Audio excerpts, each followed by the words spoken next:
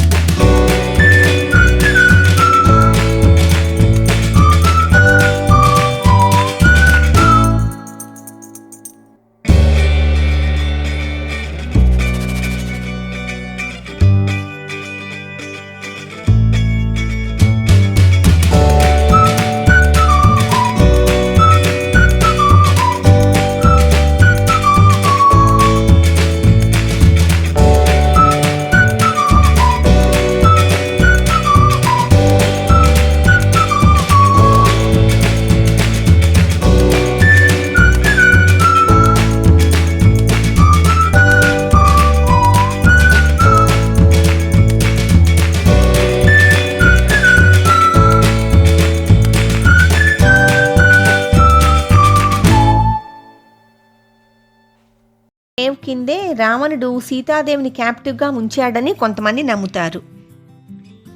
Next place ఇంకొక UNESCO world heritage site అయిన Dambulla cave temple. దీన్ని గోల్డెన్ టెంపుల్ అని కూడా పిలుస్తారు. ఇది శ్రీలంకలోకే లార్జ్ కేవ్ టెంపుల్ కాంప్లెక్స్. ఇందులో మొత్తం 5 గుహలు ఉన్నాయి. ఒక హ్యూజ్ రాక్ని తొలిచి 5 గుహలు తయారు చేశారు. 1st century BCEలో శ్రీలంకన్ రాజు వలగాంబ యుద్ధంలో ఓడిపోయి 14 ఏళ్ల పాటు ఇక్కడ రెఫ్యూజ్గా ఉన్నాడు. అతను తిరిగి తన రాజ్యం దక్కించుకున్నాక కృతజ్ఞతతో ఈ కేవ్స్ని బుద్ధిస్ట్ టెంపుల్గా డెవలప్ చేశాడు. రిక్లైనింగ్ బుద్ధాతో పాటు డిఫరెంట్ షేప్స్ అండ్ సైజెస్లో 150 దాకా statues, beautiful wall to ceiling paintings ఈ కేవ్ స్పెషాలిటీ. ఈ కేవ్ టెంపుల్ చూడటానికి 400 దాకా మెట్లెక్కాలి. అనురాధపుర తరువాత క్యాండీ నెక్స్ట్ స్టాప్ ఓవర్. అనురాధపురా నుంచి క్యాండీ వెళ్ళటానికి ఏసీ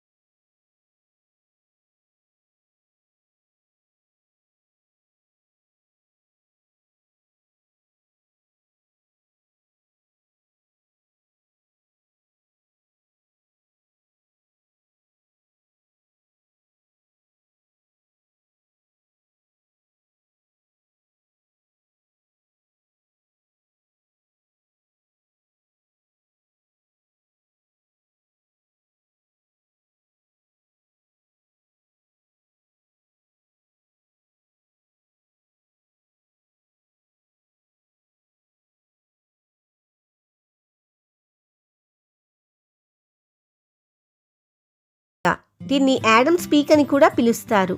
మౌంటైన్ హైక్స్ ఇంట్రెస్ట్ ఉన్న వాళ్ళకి ఇది to go place. Adams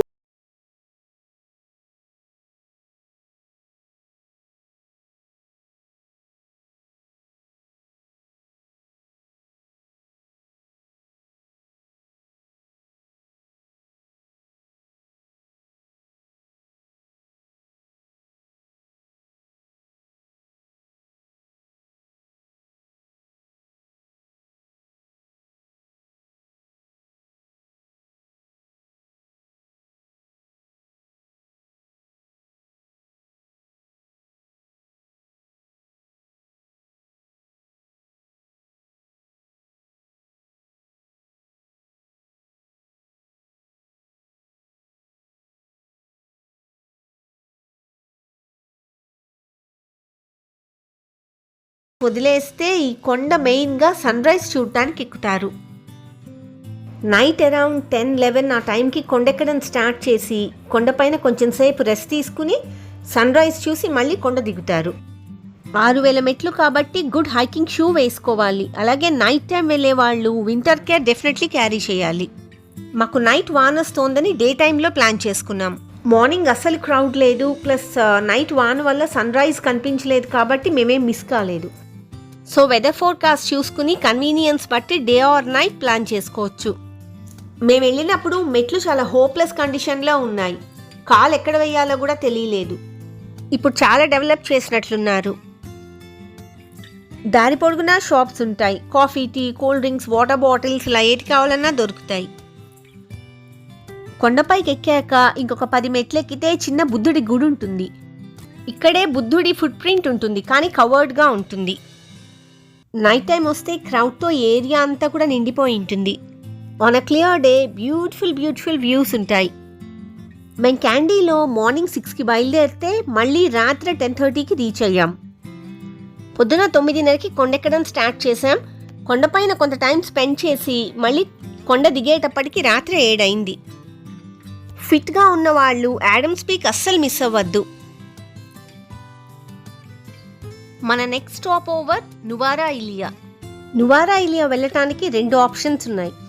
short route Kandy నుంచి నువారా ఇలియాకి ట్యాక్సీ తీసుకోవటం. Long and very scenic route Kandy నుంచి ట్రైన్ తీసుకోవటం. నువారా ఇలియాకి రైల్వే స్టేషన్ లేదు. క్యాండీ నుంచి నానువోయా స్టేషన్కి ట్రైన్లో వెళ్ళి అక్కడి నుంచి నువారా ఇలియాకి ట్యాక్సీలో వెళ్ళాలి. ట్రైన్ రూట్ లాంగ్ అయినా కూడా ట్రైన్ జర్నీనే ప్రిఫర్ చేస్తారు. Train tea plantations, beautiful streams మధ్యలోంచి వెళ్తూ స్విట్జర్లాండ్లో ఉన్నామనే ఫీలింగ్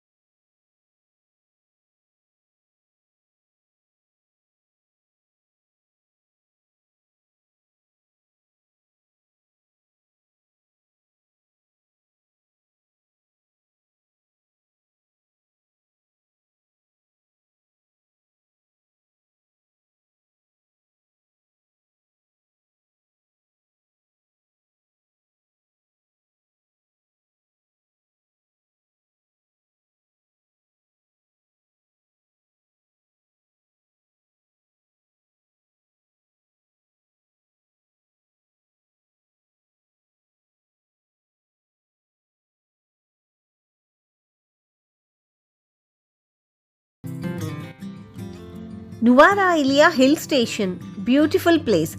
వెదర్ కూడా చాలా ప్లెజెంట్గా ఉంటుంది. నువారా ఇలియాలో మెయిన్గా చూసే ప్లేస్ సీతా కోవిల్, సీతమ్మ వారి గుడి. రామాయణాన్ని శ్రీలంకని లింక్ చేసే ఇంపార్టెంట్ ప్లేస్ ఇది. ఇక్కడ గుళ్ళో రాముడు, సీత, లక్ష్మణుడు, హనుమంతుడి విగ్రహాలు చూడొచ్చు. గుడి వెనకాల కాలవ ప్రవహిస్తూ ఉంటుంది. దాని వెనకాల అశోక వనం ఉంది. ఇక్కడే సీతమ్మ వారిని రావణుడు క్యాప్టివ్గా ఉంచాడని నమ్ముతారు. కొండరాయి మీద పడిన పాదం గుర్తుని హనుమంతుడి పాదముద్రగా నమ్ముతారు. సీతమ్మ వారిని కలవడానికి వచ్చినప్పుడు హనుమంతుడి పాదముద్ర రాయి మీద పడిందని నమ్మకం. Next place Ravana water falls. Sita Kovil నుంచి ఇక్కడికి బస్సెస్ ఉంటాయి. డిఫరెంట్ లెవెల్స్లో పడుతూ ఫాల్స్ చాలా బాగుంటాయి. డిసెంబర్ టైంలో ఇంత అందంగా ఉంది. సో డెఫినెట్లీ మాన్సూన్ టైం అప్పుడు అమేజింగ్గా ఉంటుంది. అశోకవనంలో పెట్టకముందు రావణుడు సీతమ్మ వారిని ఈ ఫాల్స్ వెనకాల ఉన్న గుహలో పెట్టాడని చెప్తారు. ఆ గుహకి వెళ్ళటానికి మెట్లు కూడా ఉంటాయి. బీచెస్ ఇంట్రెస్ట్ ఉన్న వాళ్ళు నువారా ఇలియా నుంచి డౌన్ సౌత్ గల్లే వెళ్ళొచ్చు. నువారా ఇలియాతోనే ట్రిప్ ఎండ్ చేయాలనుకునే వాళ్ళకి నానువోయా నుంచి కొలంబోకి ట్రైన్స్ ఉంటాయి. టీ ప్లాంటేషన్స్ మధ్యలోనే ఉండే టోటలీ డిఫరెంట్ ఎక్స్పీరియన్స్ కావాలనుకునే వాళ్ళకి ఒక మంచి ఆప్షన్ కందపోలాలో ఉన్న ద హెరిటెన్స్ టీ ఫ్యాక్టరీ అనే హోటల్. బ్రిటిష్ టైంలో ఇది టీ ఫ్యాక్టరీ. ఇప్పుడు హోటల్ రన్ చేస్తున్నారు. రేట్లు bit on the higher side ఉంటాయి. లష్ టీ ప్లాంటేషన్స్ మధ్యలో ఫ్లోర్ టు సీలింగ్ విండోస్ ఉన్న rooms, warm reception, huge dinner స్ప్రెడ్తో హెరిటెన్స్ టీ ఫ్యాక్టరీ చాలా మెమరబుల్ ఎక్స్పీరియన్సెస్ ఇస్తుంది. ఫ్రూట్ ప్లాటర్ యాక్చువల్గా అది టీ ఫ్యాక్టరీ అయితే దీన్ని ఒక హోటల్గా కన్వర్ట్ చేశారు. అంతా కొలోనియల్ టైమే, ఏమీ చేంజ్ చేయలేదు. From flooring to Windows everything అంతా కొలోనియల్ టైమే. మా బెడ్ వెనకాల ఇండియన్స్, సౌత్ ఇండియన్స్ తీసుకొచ్చారు. అదంతా అక్కడ డిపిక్ట్ చేశారు.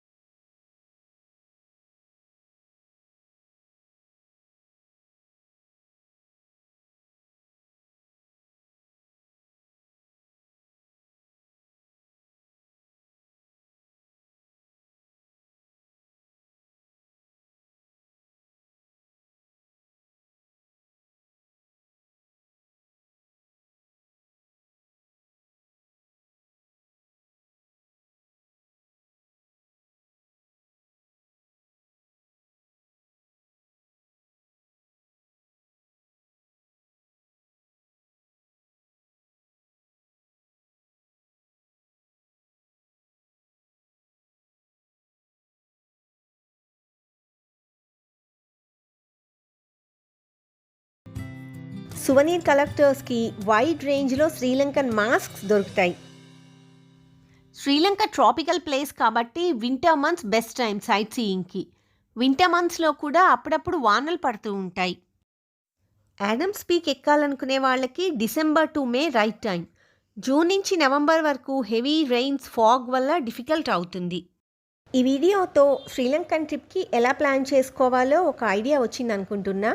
నెక్స్ట్ వీడియోలో ఇంకొక ఇంట్రెస్టింగ్ ప్లేస్ ఎక్స్ప్లోర్ చేద్దాం.